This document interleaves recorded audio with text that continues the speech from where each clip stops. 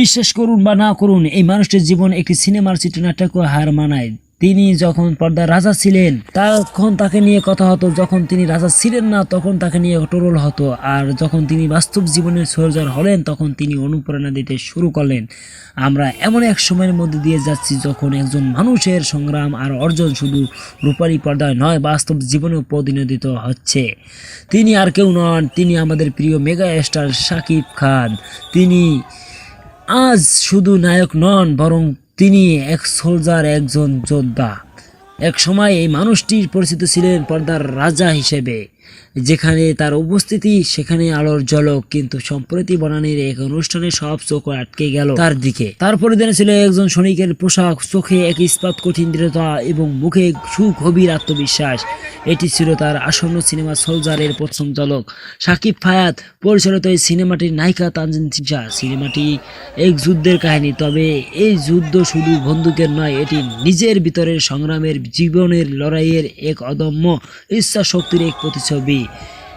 যদিও সিনেমাটি মুক্তি পাবে আগামী বছর, কিন্তু আজ থেকেই শুরু হয়েছে সেই উত্তেজনার ঢেউ, কারণ শাকিব খান ফিরে এসেছেন এক নতুন রূপে, এক নতুন বার্তা নিয়ে।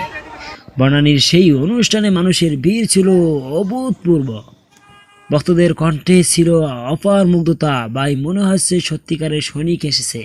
তাহলে প্রশ্ন হলো, একজন সুপারস্টার কিভাবে বিনোদনের গ্ল্যামার ছেড়ে একজন যোদ্ধা হয়ে উঠলেন? উত্তর লুকিয়ে আছে তার ফিরে আসার গল্পে। আজ শাকিব খান কেবল সিনেমার মানুষ নন, তিনি একজন সফল উদ্যোক্তা, একটি টিমের মালিক এবং একজন যোদ্ধা, যিনি মাঠ, পর্দায় ও মঞ্চ সব জায়গায় নিজের অবস্থান ধরে রেখেছেন। তিনি বর্তমানে ঢাকা ক্যাপিটালস বিপিএল দলের মালিক, যেখানে তার দলে আছেন তাসকিন আহমেদ ও সাইফ হাসানের মতো খেলোয়াড়রা। যখন অনেকে ব্যবসা ও রাজনীতিতে মনোযোগ দিচ্ছেন, তখন শাকিব বিনোদন ও ক্রীড়াকে একত্রিত করে খুঁজে নিচ্ছেন এক নতুন যুদ্ধক্ষেত্র। একজন শিল্পী যখন খেলার মাঠে নামে, তা কেবল খেলা থাকে না, তা হয়ে ওঠে স্বপ্ন, আত্মবিশ্বাস এবং জয়ের এক প্রতীক। শাকিব সেই প্রতীক হয়ে উঠছেন আমাদের বিনোদন জগতে। তাকে নিয়ে সমালোচনা হয়েছে, আঙ্গুল তোলা হয়েছে, বলা হয়েছে তার সময় শেষ, কিন্তু সময় বারবার প্রমাণ করেছে শাকিব খান মানেই শক্তিশালী পুনর্জন্ম।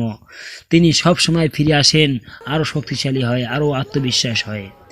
আজকের এই পৃথিবীতে আমাদের মনে রাখা উচিত, সকল মানুষই একজন যোদ্ধা। কেউ ধর্মের পথে, কেউ নিজের জীবন যুদ্ধে লড়েছে। মানব জীবনের এই কঠিন বাস্তবতার কথাই পবিত্র কোরআনে আমাদের স্মরণ করিয়ে দেয়। তোমাদের পরীক্ষা করব ভীতি, ক্ষুধা, সম্পদ ও প্রাণের অভাবে। ধৈর্যশীলদের জন্য সুখবর আছে। সূরা আল বাকারা আয়াত নম্বর 155। এটাই আমাদের বাস্তব জীবনের মূল যুদ্ধ। যুদ্ধ শুধু সিনেমা নয়, বাস্তবের ধর্মের পথে অবিচল থাকা, নৈতিকভাবে জীবনযাপন করা এবং ব্যক্তিগত কষ্ট সহ্য করা। শাকিব খান যেমন নিজের জীবন যুদ্ধে লড়েছেন, আমরা প্রত্যেকেই নিজের ধর্ম ও নৈতিকতার যুদ্ধের নিরন্তর লড়াই করি। যদি আমরা জীবনকে সত্যিকারের সুন্দর করতে চাই, তবে আমাদের উচিত হবে সৎ পথে থাকা, ধৈর্য ধরা, কষ্ট সহ্য করা এবং কখনো হাল না ছাড়া। শাকিব খানের মতোই আমরা সকলে হতে পারি সোলজার, যোদ্ধা, নিজের জীবন ও ধর্মের পথে অবিচল। আজ তিনি যে সৈনিকের পোশাকে দাঁড়ালেন, তা শুধুই একটি চরিত্র নয়, তা আমাদের সকলের জন্য এক স্পষ্ট বার্তা। যদি সাহস থাকে, যদি ধৈর্য থাকে, তবে সবকিছু সম্ভব। আমরা হয়তো তাকে সিনেমায় দেখি, কিন্তু তার গল্পটা আসলে বাস্তব জীবনের এক গভীর অনুপ্রেরণা। তিনি যেন বলেছেন, যত কষ্ট আসুক আমি থামব না। আমরাও যদি আমাদের ইসলামী ধর্মের পথে ধরে সাহসিকতা, নৈতিকতা ও ধৈর্য নিয়ে এগিয়ে যাই, তাহলে আমরা হতে পারি সত্যিকারের বিজয়ী। শেষে একটা কথাই বলি, শাকিব খান এখন শুধু হিরো না, তিনি সোলজারও না। আর আমাদের প্রতিটি মানুষও হতে পারে নিজের জীবন ও ধর্মের যোদ্ধা। ইসলামে শিক্ষা মেনে ধৈর্য ধারণ করে পরিশ্রম ও সততার পথে চলুন, কারণ জয় শুধু তাদেরই হয় যারা হারে না, যারা সোলজার হয়ে নিজের পথ ধরে অবিচলভাবে এগিয়ে চলে। প্রিয় দর্শক, আজকে ভিডিওটি এখান থেকে শেষ করলাম। যদি ভিডিওটি ভালো লেগে থাকে, আমার চ্যানেলটি সাবস্ক্রাইব করে আমার সহযোগিতা করবেন। ধন্যবাদ।